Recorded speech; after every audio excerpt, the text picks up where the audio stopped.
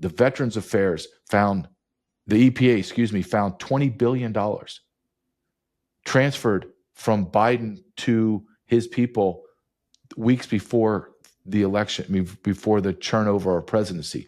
Stacey Abrams created a nonprofit, put $100 in it, and then the federal government gave her $2 billion. John Podesta, who is alleged to be a hardcore Satanist pedophile, opened up an NGO, and he is he's the high dog in the Democrat Party, created an NGO 4 months ago, and they pumped in over $7 billion for climate activism. So our government has been spreading all of our money to all of their people. They're all corrupt.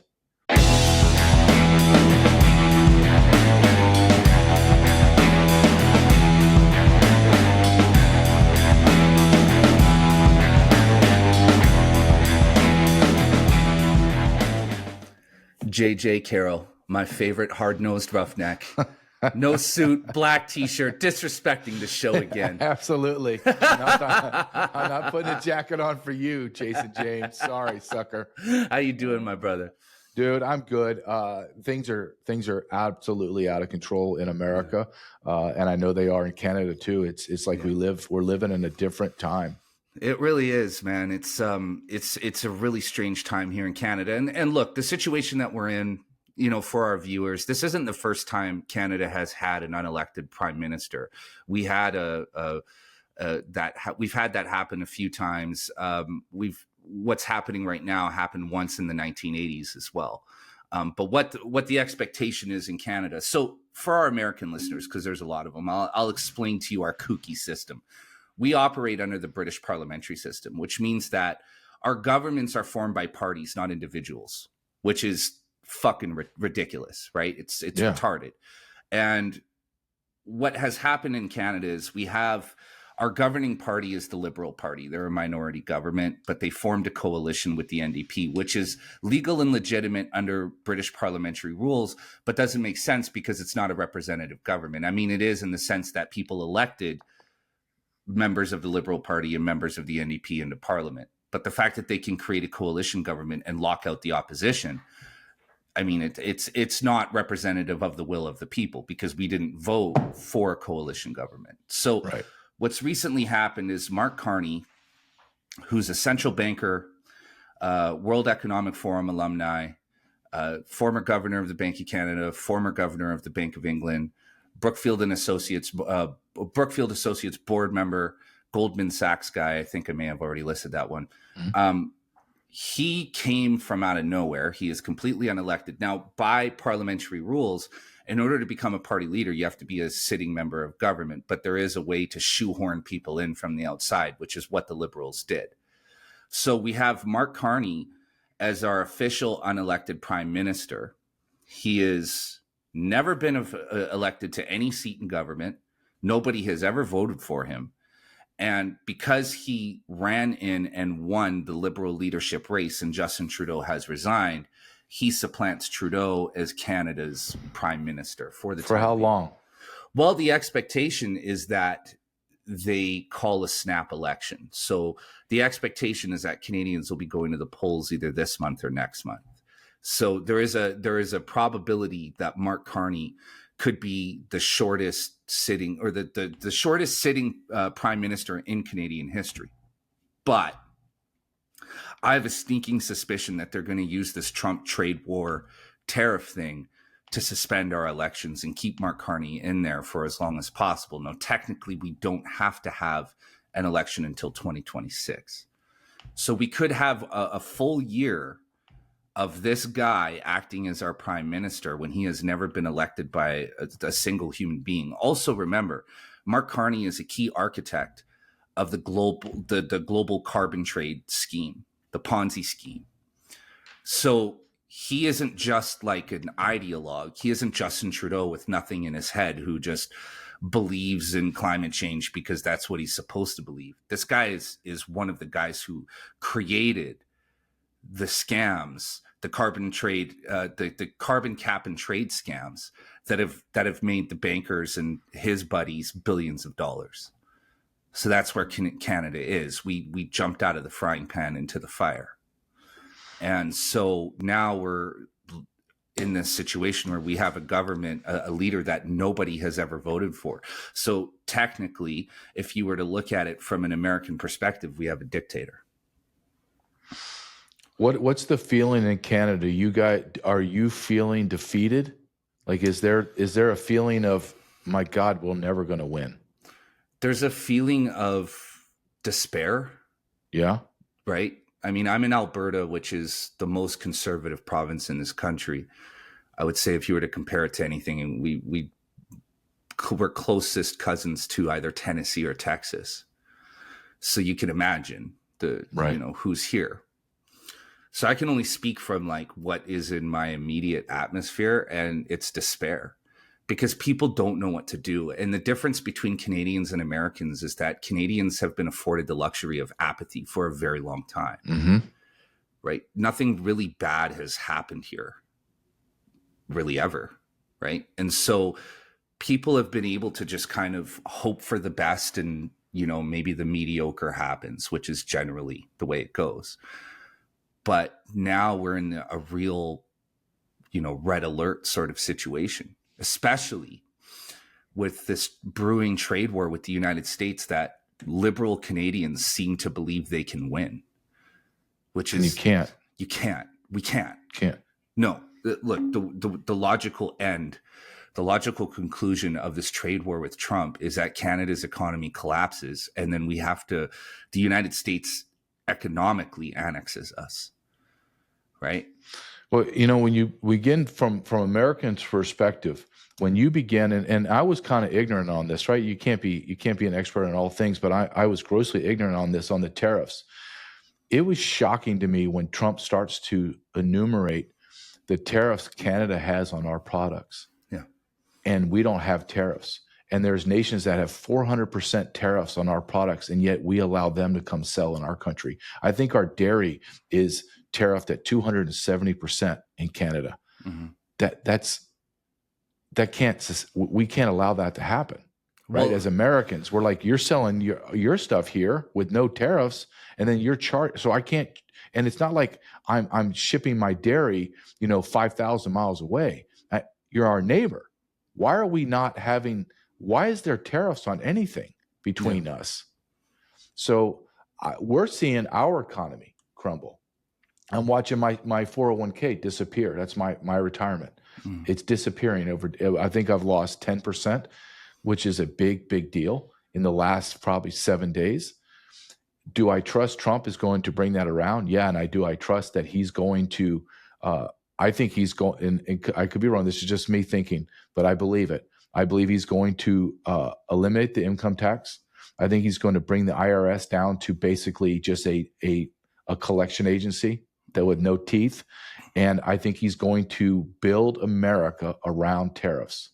Yeah. And we're going to go back to the way we were over 100 years ago, where foreign countries pay for our way of life because we're the largest consumer in the world and you need us. We don't. And once we start our manufacturing back, the world needs to understand that we don't need anybody. That's the greatness of America. We have our own energy, our food, we military, we have oceans. We're not landlocked. We don't need anybody. Yeah. And we need to get back to that. And that's what Donald Trump is trying to reframe or rewire America's thinking to say, hey, it's not like he's not coming up with a brand new America. This was the America of old. We have a problem here in America, and I don't know if you guys have it in Canada, is we have this feeling of what we're living in today in current present time has always been this way. I don't know if that's just an American thing or a human thing. Like, okay, we're doing this. Well, it's always been. No, it's never been like this. We haven't had inner city crime. Yeah. We haven't had schools that were failing. We've never been in this kind of debt. We've never been in all these wars. We've never had all of our money stolen by our government. I mean, what's happening in America right now is absolute chaos, and Americans are beginning to lose their minds. Yeah.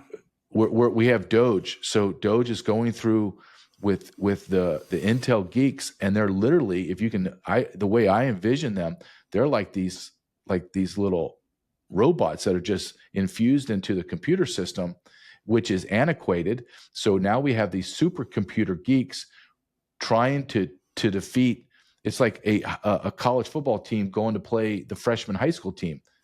That's how this is Elon Musk versus the antiquated system that they've been stealing money from. They're going to find out. But here's the biggest thing that needs to be uncovered or have resolution is what's going to happen in, say, 6 months when DOGE finds all the lost money and then says, here's who stole it. What are we going to do in America? Are we going to just let people walk? Or are we going to, that's treason, dude. That's not like just felony theft. That's treason. You've destroyed our economy. A lot of people are saying, are we really $36 trillion in debt? Or did you steal $36 trillion and just place it on the back of America? That's what happened. They can't find $4.7 trillion in the Treasury. That's with a T, trillion. Yeah. They haven't even gone into the Pentagon. Yeah. What are they going to find when they go into the Pentagon if they don't kill Elon Musk first? Yeah, and that's a big if. And, you know, so just going back to, you know, with Canada, like, see, this is the thing that, so the prevailing line of thought has always been, well, we have to tariff American products because Canadian industry isn't limber enough to compete with the American industrial machine. But it's like, then make better shit. Make better shit, right? But the problem is that we have a heavy dose of socialism infused into our system. And so that's what socialism does, is it doesn't, it's not a free market system. It doesn't support competition. So what it does is it handicaps American businesses and products in order to create equity for American businesses or Canadian businesses. And so, you know, you go through the list of all of the American products that have heavy tariffs on them in Canada. I mean, it's a never ending list. It's virtually every product that we import has some form of tariff. And now Canadians and just mainstream Canadians, not anybody I know, because I would never hang out with these people, but mainstream Canadians are going into fucking meltdown that the Trump administration is demanding that things be equal. That if you want to import your products into the United States, if you want truly free trade, then remove the fucking tariffs from the products that you're importing from us. And that only makes sense, right? But the thing about Canada is that because we have so much socialism in our system, we are essentially a socialist country with a little bit of capitalism involved. We have these big mega multinational corporations that essentially run monopolies in our country. And that's where those tariffs come from. But see, there's an added component to this, right? Now, Trump says fentanyl, but fentanyl is code for China. And Trump and his intelligence agencies are well aware of how much influence China has in our country, both in our politics and in our industries. And you have China engaged in hybrid war with the United States. There's a high potential that hybrid war could turn kinetic in the next 2 to 5 years. You have the Canadian Arctic, which is just a key security risk for the United States because you have Chinese and Russian submarines passing through there all the time, routinely spotted. But Canada, we don't have the military capacity to guard the Arctic. We just don't. So Trump and the United States spend billions of dollars guarding our Arctic coast. Furthermore, the northern border, we have big, and you know this as a former border agent, we have big miles wide gaps where people can just walk across. If somebody walks across and they get caught, 9 times out of 10, it's not the CBSA that catches them. That's the Canada's Border Services Agency. It's ICE.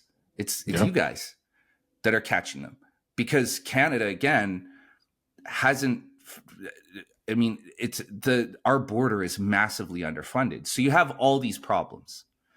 Right? Trudeau says less than 2% of the fentanyl going through Canada or going into the United States is coming through Canada. Well, that's bullshit. That's a number that we all know is bullshit to begin with. However, what Trudeau doesn't tell, or Trudeau didn't tell, and what Carney isn't going to put out there in the media, is that of the containers coming into Canada, less than 0.5% are inspected by the CBSA and by the port authorities. So maybe only 2% that they've caught, only 2% of America's fentanyl problem that they've caught is coming through Canada. Yeah. But that's also 99.5% of containers are going into the United States uninspected, right? So these are all problems that Trump and his administration are well aware of. And United States intelligence agencies have been aware of this for a very long time. Canada was designated as a national security threat under the Biden Democrats. This is Trump acting on the investigations and suspicions of the previous administration. So when you add all that together, we have a really big fucking problem. And Canada's response to it was the opposite of what they should have done. What they should have done is said, listen, we know we have a problem. We're going to work with the American agencies to get this under control. We're going to work with the American administration to create a truly free trade agreement between our countries. We're going to work together. But instead, because the corruption is so deep, and all of them, every one of them, all members of parliament, that's liberal, conservative, you go through those parties and there are people on the take in every camp. So they can't. There's nothing they can do. They're completely hamstrung. They can't tackle this. They can't even begin to, because they know once they start that either themselves or people close to them will be implicated. Well, yeah, you guys have boxed yourself into a corner just like we have in America. What we're uncovering can't be put back in the bottle. So there is no other way for America except to move forward and continue to uncover this corruption. But when you look at the border situation, and I always say this, it seems as if every problem that we have and Canada has revolves around the border. Mm-hmm. Meaning, I knew something, I didn't know what was going to be the manifestation of the northern border issue, but because your government under Trudeau was waiving all the visa requirements and allowing all the Chinese, there was 95 nationalities arrested in 1 year in Swan sector, which covers the northeast border with Canada. Because your government basically facilitated, they were the northern partner of Mexico. Mexico facilitated the destruction of America through the Biden administration. Biden administration was complicit with the Canadian government to open our northern border, to just allow people to come in. And I knew when Trump came in, when the borders got closed, even though that it's still a sieve up there, you guys are going to have a problem. Mm-hmm. Because now you're allowing these people to come in that have no allegiance, no loyalty to Canada or America, and now they can't get into America.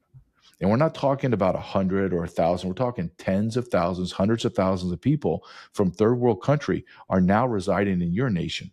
Mm-hmm. And it's all coming to a head. That's how I feel it. I feel as if everything, this is even worse.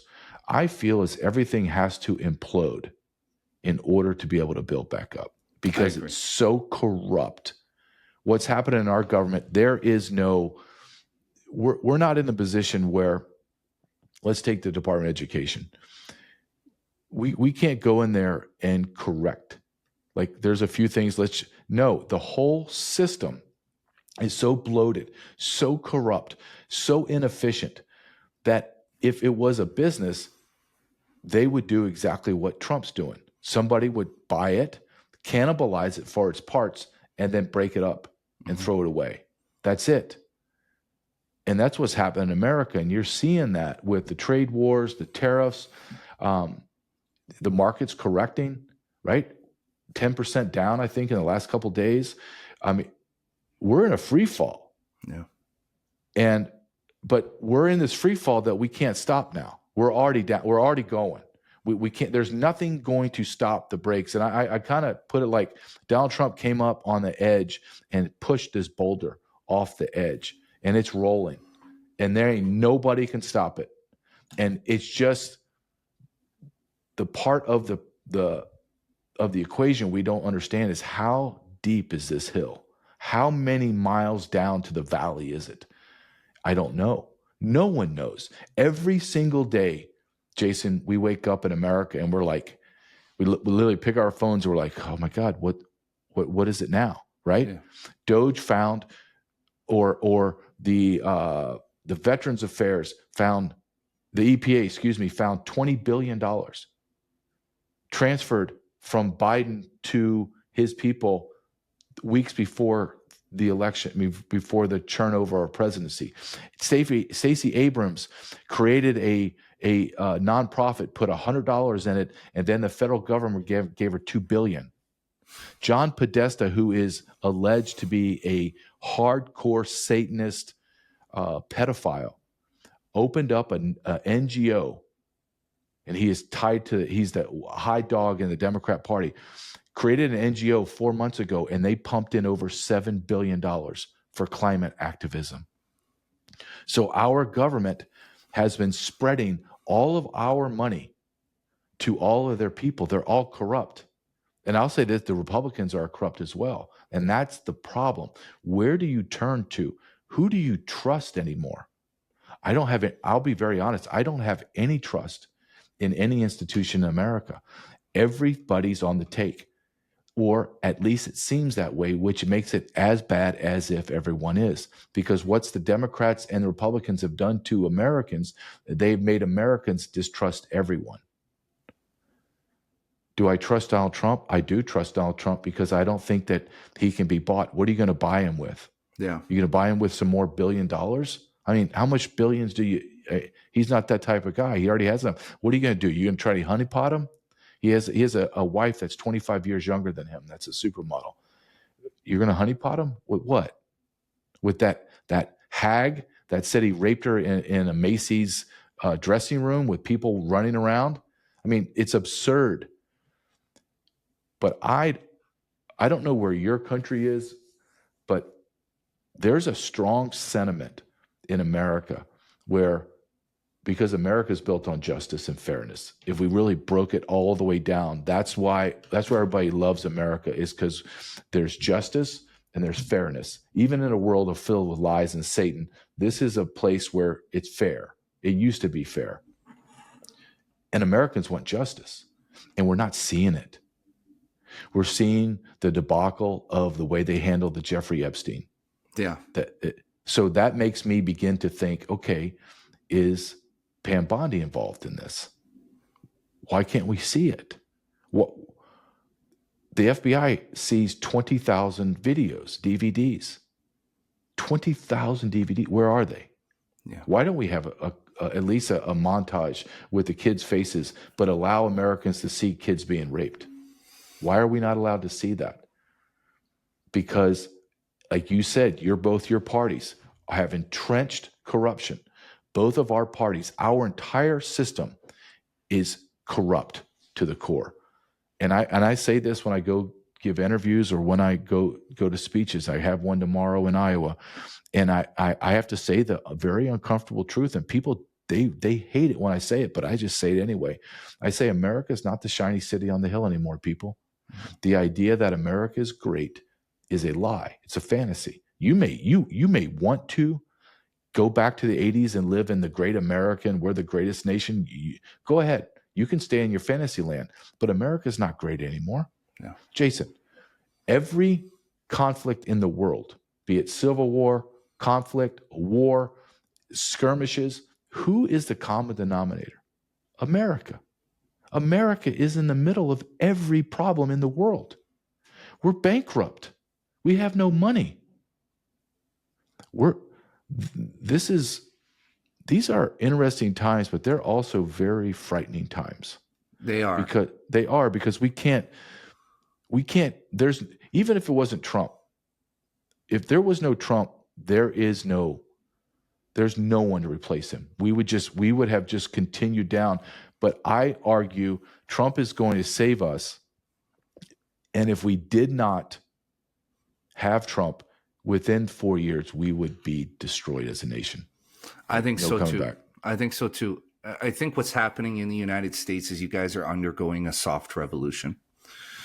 And I think I agree with you. The Epstein thing bothers me, but I never expected full disclosure on that, because I think that there are people who are so powerful that to reveal their identities as being people to have visited the island and partaken in the party favors, would threaten America like right to its core. And now I argue that I think that's what it's going to take. I think both Canada and the United States have to be shaken. I mean, to a catastrophic extent. Now in Canada, I mean, there's no doubt in my mind that Mark Carney is bedfellows with all of those people who would appear on Epstein's list. Yep. And perhaps maybe even his name being on it. You know, he's been captured in photos with Ghislaine Maxwell, and he did visit the island from what I understand. But I think I don't know, man. I think that it's going to take us, and that's what it's going to boil down to. You saw this huge political realignment in the U.S. behind Trump. You have all these former Democrats. Basically, the left-right dichotomy is over. Now it's really just good versus evil. And we're seeing that there's a small handful of good people and then evil across the board on both sides. And Trump has empowered those good people to do a job and to flip everything on its head and pull out the rot. But, you know, as you're seeing now with this Epstein thing and, you know, the JFK files and everything, like, how far are they willing to go? How good are they? And, you know, I'll say in Canada, it really feels like the ground has been seeded for a revolution. And I don't know what that means, man. I really don't. And I'm not one of those people who advocates violence in any form. But we're getting to a point in Canada where I know where this is going. I know what Mark Carney's going to do. You know, Mark Carney is the bishop to Trump's knight. The globalists, and again, this sounds so conspiratorial, but there's no other way to say it, because these World Economic Forum bankers and elites are globalists. They have put Carney in position in Canada for a very specific reason, and he's there to you know, to face off against Trump, and he is the Hail Mary throw. So I don't know, man, because I feel the same as you. I some days I'm hopeful. I look at what's happening in the U.S. and some days I'm like, oh, it's amazing that this is happening, and we're watching this soft revolution, and we're watching Tulsi Gabbard, you know, as director, you know, as the director of national intelligence, Kash Patel, director of the FBI, Robert F. Kennedy Jr., HHS secretary, Elon Musk is in there with DOGE, just, you know, just bringing the receipts, which is just horrifying. The more we read, they're cutting out U.S. aid. But then on other days, I feel the same way you feel right now. Like, does any of this really fucking matter? Is any of this really going to stop? And I think that is evident in the tone of our conversation, is you have two men that, if you really sat down, and I guess the audience will maybe feel this, is so much apprehension, like, because we don't know. It's unnerving when you know you don't know what's happening, right? We have some kind of semblance of understanding of what's going on, but we instinctively know that what we're talking about is just the tip of the iceberg. Yeah. And for me, the hardest thing for me is there's nothing I can do, right? it's almost as if I'm at the mercy of these evil bastards, and that infuriates me. And people, look, we're like you said it first. It's good versus evil. We have Satan is roaming the United States of America. I'll give you an example. Bernie Sanders, who is a hardcore communist, which means he's also an atheist and a scumbag. He had a transgender singer. Did you see this? I saw that shit. Yeah. So the transgender singer gets up there and starts mocking Jesus Christ. Easter Sunday, God makes. I mean, I can't even repeat what he said. Right? Disgusting, like beyond pornographic lyrics about our God. And Bernie Sanders comes. This is in front of 3,500 people. And Bernie Sanders gets up there and thanks him for such a great song. I believe in the depths of my soul that America is in a war for the soul of America.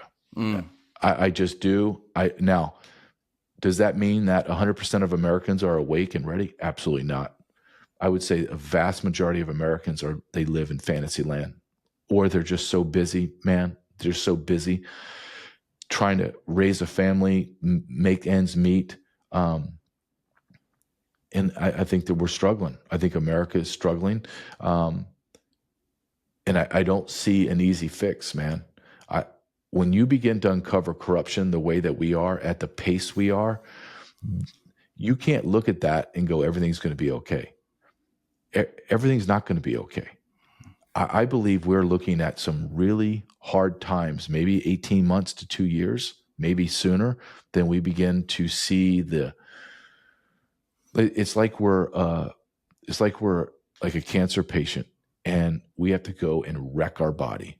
Mm-hmm. We have to rip every bit of the cancer out of our body, and it's going to leave us on life support.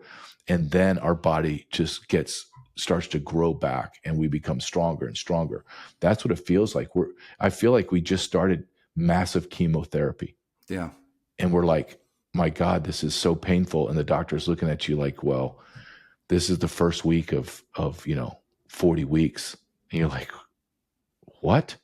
Yeah. So just buckle up, America. We're heading for it, because we're uncovering everything. Our DOGE is finding out that the USAID, our own government, funded the movement of 30 million people from foreign nations to the Mexican border. We paid for it. We paid through USAID to the UN, to the IOM, to George Soros-funded NGOs, Catholic Charities, Jewish Family Services.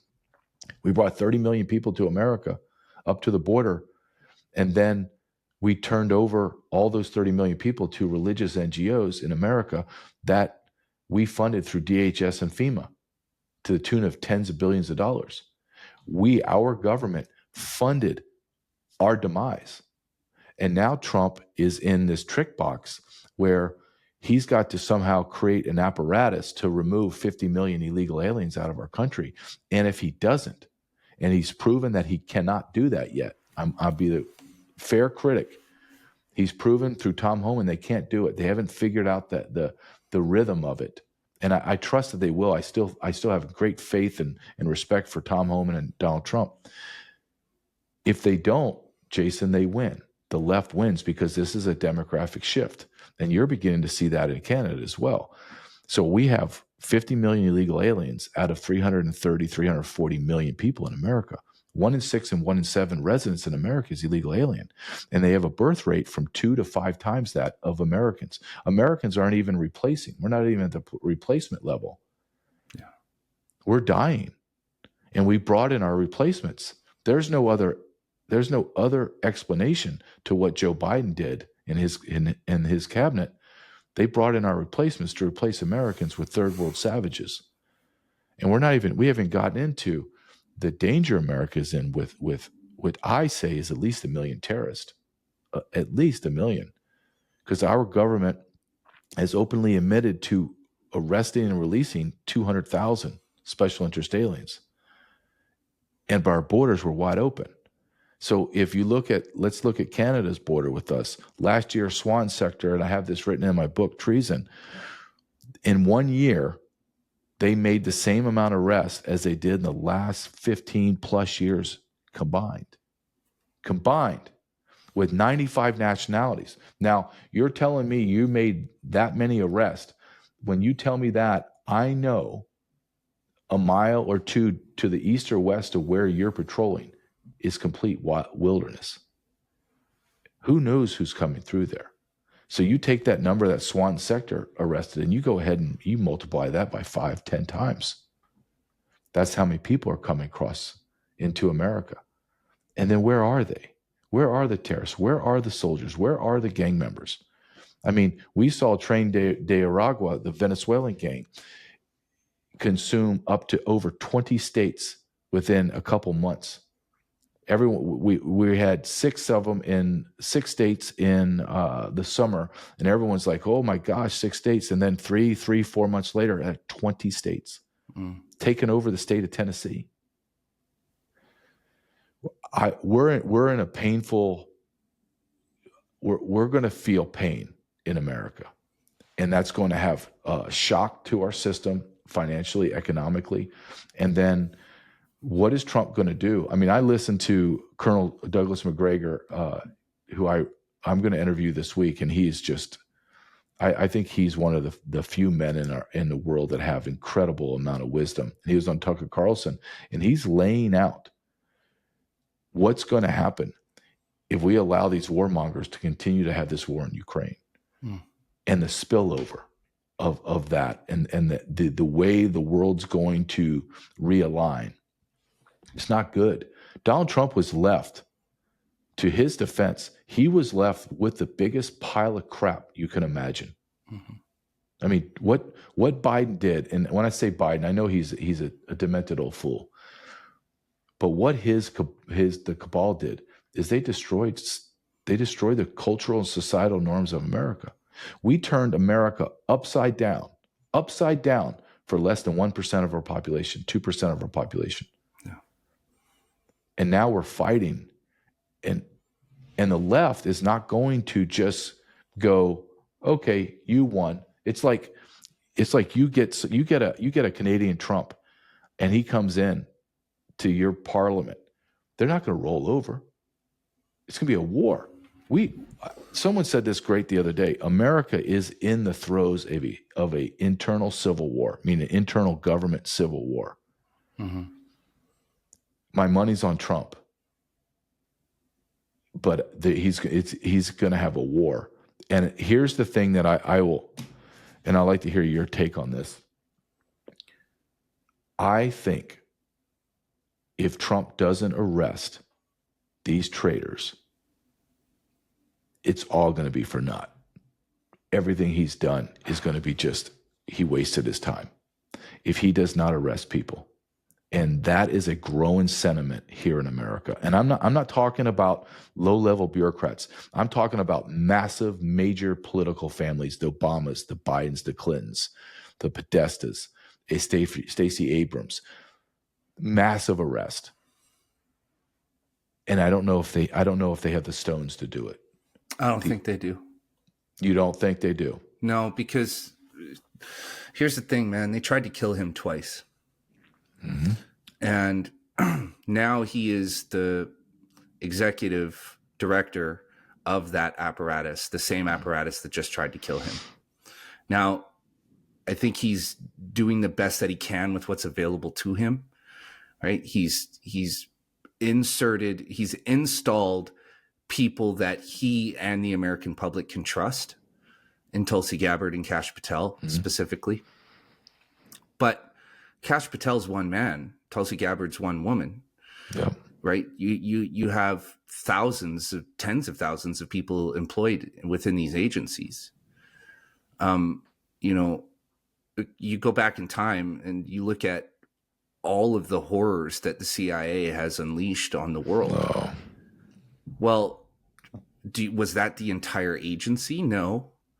In most cases, it was, a few hundred, a handful of rogue agents doing what they knew needed to be done to make shit happen. Look at the Iran-Contra scandal. They were shipping cocaine into the United States to destroy inner cities in exchange for weapons to fund a guerrilla army in Nicaragua or to arm a guerrilla army in Nicaragua to overthrow a democratically elected government.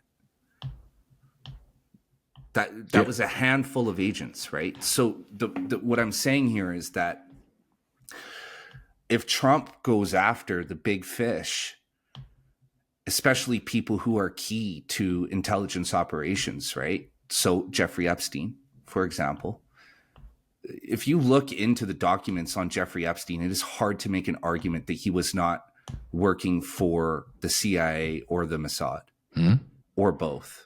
And I've talked to Nick Bryant, who's an expert on these sex rings, these child sex trafficking rings. And he says that it would be virtually impossible for the Mossad or for Jeffrey Epstein to operate as an agent for the Mossad without the CIA involved. The American government wouldn't allow it. So Epstein had to be working on behalf of both agencies if he was in fact working for intelligence, which I think we know he was. But that's the other element to this. If you release that Epstein list and you release all those documents and all those names and all those people, what you also do is you expose who he was working for, because people will be able to put that one together really quick. And I think that's the big nasty secret that the world isn't ready for yet, is the understanding that most of geopolitics for the last 50, 60 years has operated under the guise or under the cloak of bribery. And that most of your world leaders have been involved to some extent or another in activities that have allowed them to be brought under control by intelligence agencies. And I think Donald Trump is the rare figure who isn't controlled, who can't be controlled, but he's being controlled because everything around him is under their control. You understand? So he's in there and he's trying to enact change and to rip the rot out of America, but he's surrounded by people who are compromised. And some of those people are useful to him and resourceful. So if he arrests one, that's going to start the ball rolling. Yep. And he just needs to do one. One domino falls. And that's why I think he won't, because he knows that if he locks up, I don't know, Hillary Clinton, not only does that domino fall and then all the other dominoes start going with it, which means he's going to lose people that he actually needs, but the chances of his head being blown off in the back of a convertible driving through Dallas vastly increases. But don't you think, okay, let's take the flip side of this, because I was having this discussion with someone the other day that's smart. Let's take the flip side of it. If he continues to not do anything, he's continually in crosshairs. Let me give you an example. I'm sure you watched the Joe Rogan interview with Elon Musk, where Elon Musk said, "I'm afraid they're going to kill me." And if you watch him and you watch his body language, like I did for 24 years, and you watch him and he makes this long, long pause, he kind of looks up and you can tell he's thinking in his brain, calculating, do I say anything? How do I get out of this? And he doesn't say anything. He doesn't answer the question. And if I had 1 minute with Elon Musk, this is what I would say, and I would say to Donald Trump too. Every single moment that you don't speak the truth and name names, the probability of you getting killed, it grows higher and higher and higher, because they on the other side are thinking, when's he going to spill? When's he going to spill? We have to move.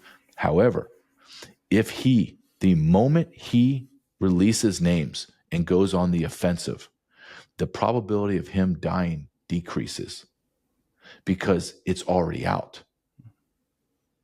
He has the evidence. They can kill him out of retribution, yes, but more so than anything, they're all going to be running, trying to cover their tracks, trying to find a way out of America, try to save their money, something. So if I had 1 minute with each of those men, I would tell Elon Musk, you need to name names as fast as you can with tags of this guy is corrupt. He siphoned X amount of money from this account to this account. He needs to be arrested. Boom. Donald Trump, if I had 1 minute, I would just say, sir, if you do not arrest these people, you are going to go in the history of average. If you do arrest these people, historians are going to look back on you and put you on a pedestal with Lincoln and Washington. They are, because you would have saved the republic. If you do nothing, you are just going to be one of the many presidents. And I don't believe Donald Trump has a choice. This is the other part that I don't think we take into account. I don't think Donald Trump has a choice to do nothing. They tried to kill him twice. They tried to put him in jail. They tried to take his family business from him and his family, tried to put his sons in jail. He has no, if I'm in his position, I'm thinking, I have to be aggressive. Mm-hmm. If I don't, they, being Hillary Clinton, who he didn't put in jail in 2016, are going to feel empowered, emboldened. They're going to make up lies like Russia collusion, and they're going to try to arrest or kill me again. So I need to arrest or kill them first. It's like a Game of Thrones, man. This is real life, and if I was Trump, I would be as bold as he is, and I would make Kash Patel, Dan Bongino, Pam Bondi, RFK Jr., Tulsi, I would make their lives miserable. I would be hounding on them non-stop. Where are the arrests? Where are the arrests? I would be nonstop. And right. I would say, I want it now. The American public demands it. Now here, let me just interject with this, because you're making a really good point. And I just want to add this to the mix. JJ Carrell, you're president of the United States. You're looking through those Epstein documents and you see Brian O'Shea's name. Brian O'Shea, your partner in crime, longtime collaborator. He's going to jail. Okay. Because I'm saying that's where he is. Oh, I know. He's at that level. That's all his I don't want to say friends, but that's his circle, right? Yeah. Like we all live in a circle. He lives in a circle. That's right. Here's where this is where I don't hesitate, because, and I won't say this out loud because I know you'll get demonetized. When you're talking about what Jeffrey Epstein did and what the CIA, we know the CIA was involved. We know the Israelis were involved. It's a no-brainer, right? We can't just say they were involved in stuff and they facilitated, they monitored it. What did they monitor? Were they monitoring grown men having homosexual sex, doing hard narcotics, having orgies? No. What were they doing? They were R-ing children. Our government, our intel, Israeli intel, were monitoring and knowing children were being R'd. You can say the word. They were being raped. They were being raped. Yeah. Think about what we're talking about here, man. Yeah. Think of the level of evil that you and I are sitting there watching massively influential people with billions of dollars and power and wealth brutalizing children. And you and I just, okay, you got that, Jason? You're gonna make a hard copy of that? Yeah, okay. And I got it notated. All right, hey, where are we gonna go have lunch? I'm off for the weekend, but I'll be back. We'll review some tapes again. Do you think you and I are gonna be able to do that, man? No. So what evil people are doing that and watching it and using that as leverage? And then this is Pam Bondi. Pam Bondi comes on Jesse Waters and says, well, there's 200 people, 250 victims. Okay, time out. This man's been doing it for decades, and you're telling me he trafficked 200 children? Are you that stupid? Like, are you that dumb? And I have to ask that question out loud, because if you are that dumb, you need to resign. And I don't think you're that dumb. So how did you get manipulated and bamboozled? Mm-hmm. FBI has 20,000 videos. He has 20,000 DVDs. Do you have 20,000 DVDs, Jason? Even No. if you were like a blockbuster god and you just bought everything. People would think you are weird, but you're not weird when you have 20,000 DVDs of sexual rape of children because you're utilizing it. Look, we have P. Diddy. How long has P. Diddy been in prison? What, 4 months now? I think it's actually been like a year. Has it been a year? Yeah, I think Nothing. I know. So, well, yeah, here, just let me jump in really quick because you're making a really good point. And, okay, we're talking about the level of evil of these people. Well, we imagine you have a country where you have an inept leader who is installed to do their bidding, and then his little minions can't support him enough to keep him going. He becomes the most hated leader in the history of that country.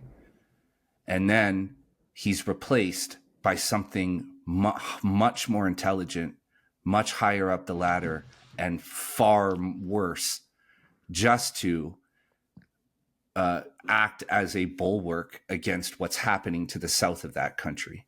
And they will sacrifice the livelihoods of 40 million fucking people to do that. Well, that just happened in Canada, right?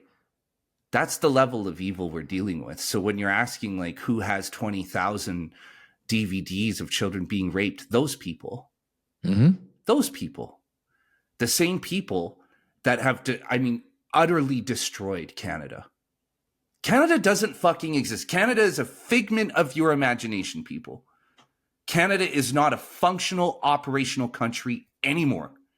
In fact, most Canadians, if you really get them in a corner and you ask their honest opinion, they're dying to either leave Canada or fucking join the United States. Because our economy is fucking falling apart. You go to a hospital here, you sit there for 16 fucking hours just to see somebody. I have a hernia that I've been walking around with for 20 fucking years and I can't get a surgery. Right? We make 40% less than Americans, and our cost of living across the board is higher. Inflation is fucking killing us. We can barely afford to buy groceries. We can barely afford to put gas in our car. We have a housing crisis that is just, it's like nothing you've ever fucking seen, right? We're talking rent on a 2 or 3 bedroom house in Alberta being $3,000 a month. Not Vancouver, Toronto, Montreal. That's a whole other story. Those are unlivable cities. Those are the people who film people like Justin Trudeau, not saying Trudeau himself, people like Justin Trudeau having sex with children in order to control him. That's who does it. Because we are looking at a massive international power cabal. Yeah. It's not so much about money. They all have the money. It's the power and the ability to do whatever they want. And because when you begin to look at, I hate people use the term the matrix, but it's the perfect term. We are just working for the masters. That's all we're doing. We're just working for the people in power. Listen, you talked about people being corrupted on the take in Canadian government. Let's look at the United States of America. We actually have a group of people that created an app that tracks the stock buying and selling of our politicians in order to increase wealth. That's Nancy Pelosi was up 87% year over year on stocks. Yeah. You have people in our government that came in with like AOC, who is, I'm not trying to be mean, but she's a dummy. She's a straight up dummy. She came in with maybe $3,000 in equity and now it's worth tens of millions of dollars on a $180,000 a year salary. How is that possible? How is it possible that these people are worth tens of millions of dollars? Because they've been bribed. And now we're finding, Jason, and I find it very fascinating from all of my work on my books and my documentaries, is I've been able to piece together that the money laundering machine that the federal government uses, not to do just their bidding, but in order to funnel and wash money back to politicians, are the NGOs. The NGOs are the evil mechanism that our politicians are using.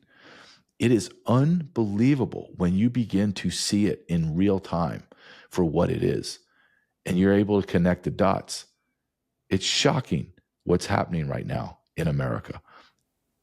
The realist, the optimist, which is it's almost dead inside of me, wants to believe that this is a turning point. And the realist in me believes that maybe some things will get done, but not enough to make a change.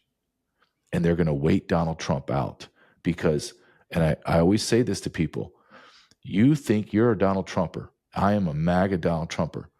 Name me real quick anyone that could step in his place right now and would do what he's doing. And the answer is no one.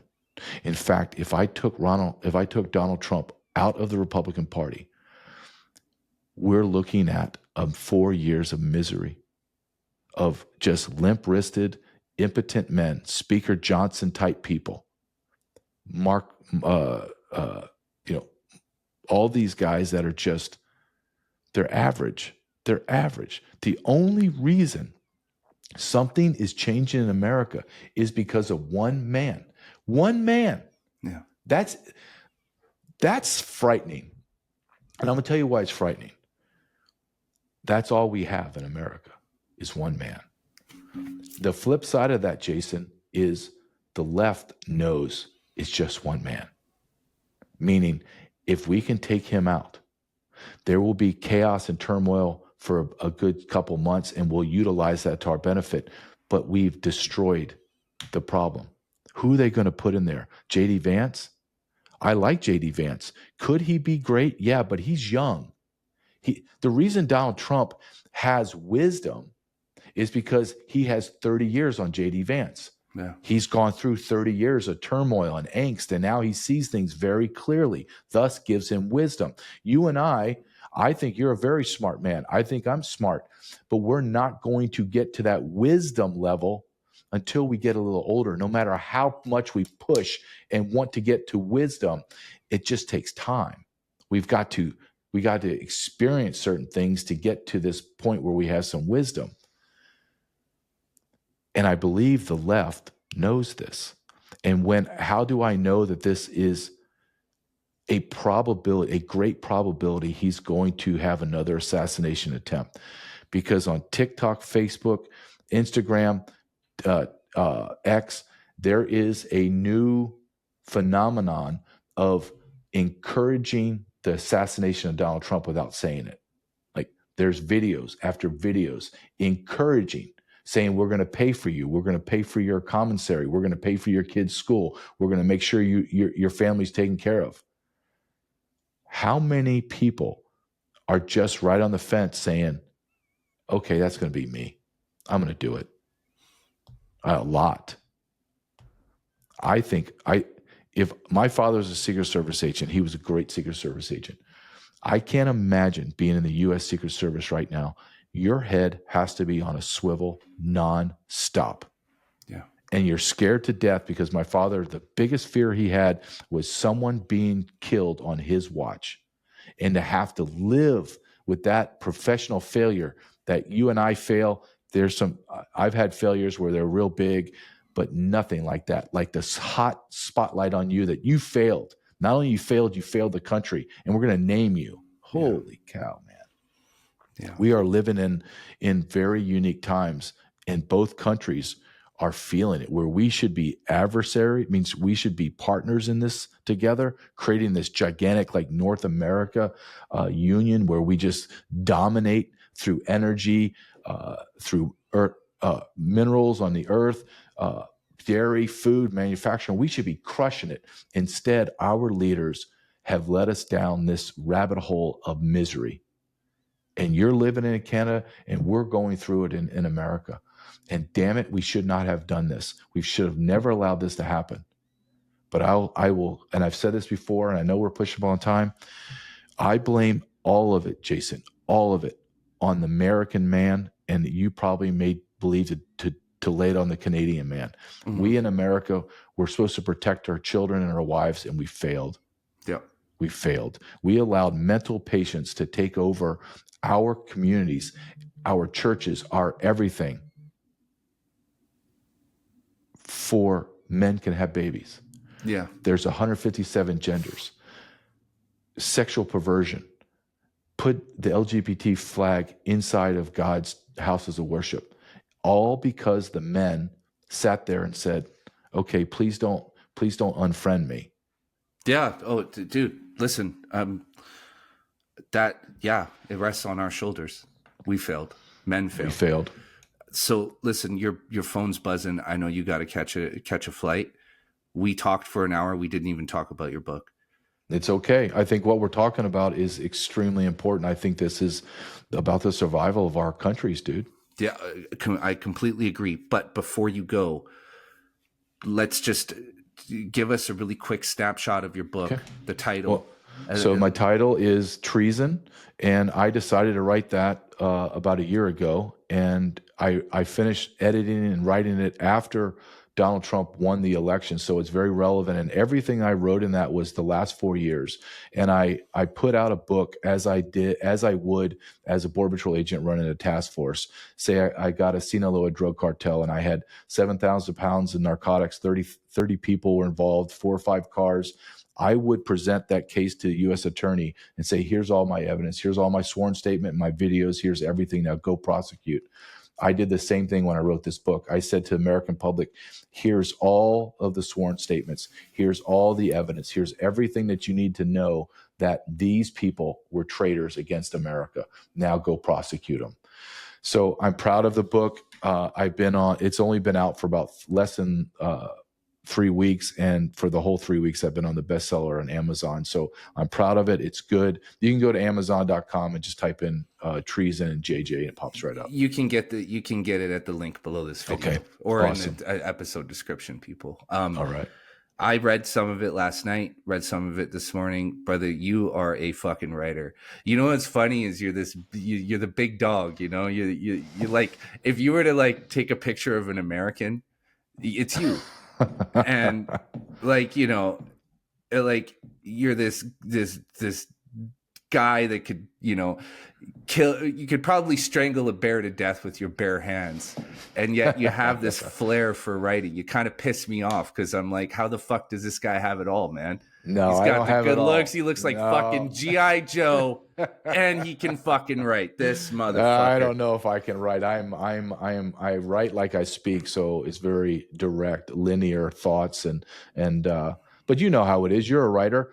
To be able to sit down and create something and then I physically have it in my hand, like I created this. You don't have to like it. You could say that I'm an idiot. You can find a spelling error, I'm sure, but I created it. No, listen, that's powerful. As a writer, I read a lot, and for me, there's nothing worse than reading something that doesn't grab you and pull you in. Yeah. You're just kind of there and you're outside of it.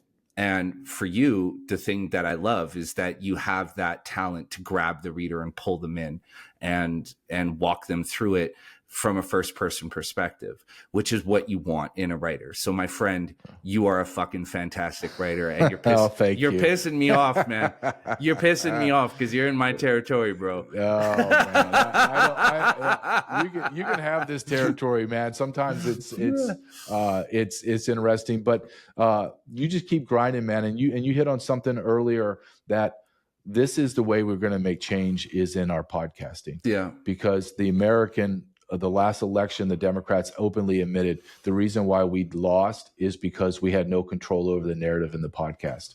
I don't get my news from anywhere else except a couple websites and podcasts. That's it. And I believe this is the new media. The legacy media is dead. They all know it. It's now. And the reason why podcasts are so powerful because it's almost underground. Yeah. Like they're listening to 2 dudes talking from Canada and the US that have experience and understanding, and there's no filter. There's no producer cleaning it up and making it, look shiny. This is just what it is. And you either like it or you don't, but it's the truth, right? And I'd rather have the stone cold hard truth than to have some watered down crap from Fox News or MSNBC. That's just me. Yeah. Oh, dude. Yeah. I mean, look, we're winning because they lied. Yes. And they continue to lie. And it's like, it's self-fulfilling, because every time they say something that's just completely untrue, you and I become the guys that people start listening to, because they listen to us and they hear us sharing the actual facts and the truth with them. So the more they lie, the more that they contribute to their own death and boost the visibility of people like us. And that's why we're here. Right. And, you know, I'm going to finish reading your book this week, because I started reading it last night, and then I was brought to it this morning when I was drinking my coffee, and I was like, this is actually a really fucking good read, because the thing that I like about it is exactly the way you described it. You're kind of building a case. You're not walking people through a narrative. You're building a case in this book. You're kind of breaking things down piece by piece. And when you look at it that way, when you look at it, it's also too, like, you know, I do these recurring podcast episodes with Sam Cooper. Yes. And he's an investigative journalist. He's all over the China influence in Canada. And if you listen to all my episodes with him back to back to back to back, he builds an airtight case for the same thing in Canada. Yep. And that's essentially what you've done in your book. Is every chapter, you're just building your case. You're just laying out another piece of this case. And when you look at it chronologically, all in one timeline through your book, it's fucking stunning what has happened in the United States over the last 4 years. Yeah. Right. And I appreciate you saying that. And I'll end with this: is what is professionally fulfilling is everything I wrote it all the way up until the inauguration, and watch what Donald Trump did. I wrote my last chapter just seeing for about a week of what he's done.